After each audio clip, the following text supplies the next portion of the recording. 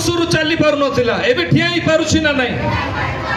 ବାଡ଼ି ଧରି ଚାଲି ପାରୁଛି। ଦେଖନ୍ତୁ ତାର ଭାଇକୁ ରାୟଗଡ଼ାରୁ ସେ ଆସିଛି, ରାୟଗଡ଼ାରୁ ସେ ଆସୁଛି, ତା ଭାଇ 20 ବର୍ଷରୁ ଚାଲି ପାରୁନଥିଲା, ଆଉ ବର୍ତ୍ତମାନ ମାନେ ତାର ବଡି ଟୋଟାଲି କାମ କରୁନଥିଲା।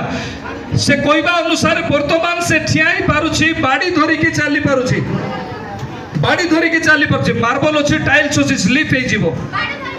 ବାଡ଼ି ଧରି ଚାଲୁଛି। କେତେ ଦିନରୁ ଚାଲିବା ଆରମ୍ଭ ହେଲା? ଆପଣ ଗଲା ମାସ ଲାଷ୍ଟ ଶୁକ୍ରବାର ଆମେ ଆସିଥିଲୁ। ଲାଷ୍ଟ ମାସରେ ଆସିଥିଲ? ଆଜ୍ଞା, ତାପରେ ଆପଣ ନାଇକି ଛୁଇଁକି ପ୍ରାର୍ଥନା କରିଦେଇଥିଲେ। ଛୁଇଁକି ପ୍ରେୟର କରାହେଇଥିଲା। କୋଉଠୁ ଆସିଛ? ରାୟଗଡ଼ା କୋଉଠୁ ଆସିଛ? ରାୟଗଡ଼ା ଗୁଣ୍ଡାରୀ ବ୍ଲକ କଲରାଘାଟି ଗ୍ରାମ। ଏଠି ଆସିବା ପାଇଁ କିଛି ଟଙ୍କା ତୁମକୁ ମଗା ହେଲା କି? ନାଇଁ ସାର୍। ନାଇଁ। 20 ବର୍ଷ ଭିତରେ ଯୋଉ ଛୁଆ ଚାଲି ପାରିଲା ନାହିଁ, ସେତିକି ଭିତରେ କୋଉ ମେଡିକାଲ କୁ ନେଇଥିଲ ନା ନେଇନ?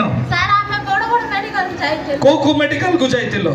ବରହମପୁର ଯାଇଥିଲୁ, ତାପରେ ବରହମପୁରରେ ସେଠିକା ବେଶୀ ଦେଖେଇଲୁ ସାର୍। ଗୋଟେ ତାର ସ୍କାନିଂ କରାଲା 45,000। ଗୋଟେ ସ୍କାନିଂ ରେ 45,000 ଖର୍ଚ୍ଚ ହେଲା। ବରହମପୁର ପରେ କୋଉଠି ଯାଇଥିଲ?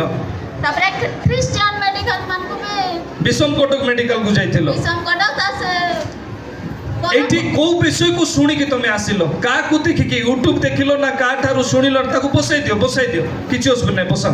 କାହାକୁ ଶୁଣିକି ଆସିଲ? ମୋ ମାମୁଁ ଜଣେ ନଗରଙ୍ଗପୁରରେ ରୁହନ୍ତି ସାର୍, ତାଙ୍କେ କହିଲାରୁ ଆମେ ଶୁଣିକି ଆସିଲୁ। ଆଚ୍ଛା, ଶୁଣିକି ଆସିଲ।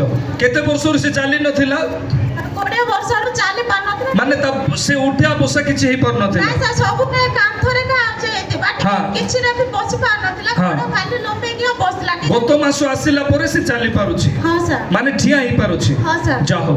ଆପଣ ଶୁକ୍ରବାର ଦିନ ପ୍ରାର୍ଥନା କରିଦେଲେ, ଶନିବାର ଦିନଠୁ ବାଡ଼ି ଧରିକି ଚାଲିବା ଷ୍ଟାର୍ଟ କଲା। ଯାହା ହଉ, ବହୁତ ବଢିଆ ବିଷୟ, ବହୁତ ବଢିଆ ବିଷୟ।